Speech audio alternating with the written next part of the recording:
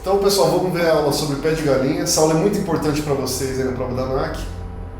Tá? Uma aula que cai bastante em questão sobre essa aula aqui. Resolução de exercícios, né? Transformar aí magnético verdadeiro em bússola.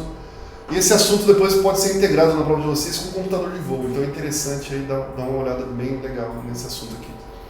Então imagine o seguinte, eu tenho um helicóptero aqui e o nariz do helicóptero está apontado em uma determinada direção. Eu pergunto qual que é a proa do helicóptero, por exemplo, ou qual o rumo do helicóptero. Nesse caso eu quero saber a proa, né? Qual a direção que o nariz do helicóptero está apontado. Aí qual é a resposta para isso? Depende.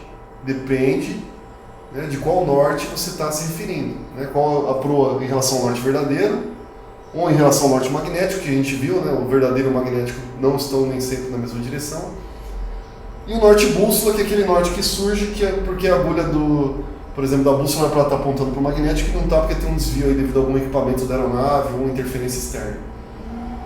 Então, se eu pegar, por exemplo, o eixo longitudinal desse helicóptero, se eu pegar como referência o norte verdadeiro, eu vou medir a proa verdadeira, que é o ângulo no sentido horário entre o norte verdadeiro e o nariz aqui, o eixo longitudinal desse helicóptero.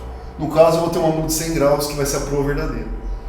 Se eu perguntar qual a proa magnética do helicóptero, eu sei que nesse caso o norte magnético está à esquerda do verdadeiro em 30 graus, porque a declinação magnética é 30 graus oeste. Então eu vou medir a partir do norte magnético. Eu vou medir os 30 graus da DMG mais os 100 que eu já tinha em relação ao norte verdadeiro.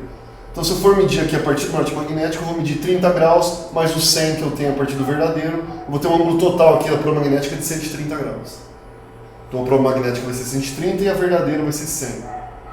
E se eu perguntar qual a proa bússola desse helicóptero, aí eu tenho que medir a partir do norte bússola. Por que surge o norte bússola?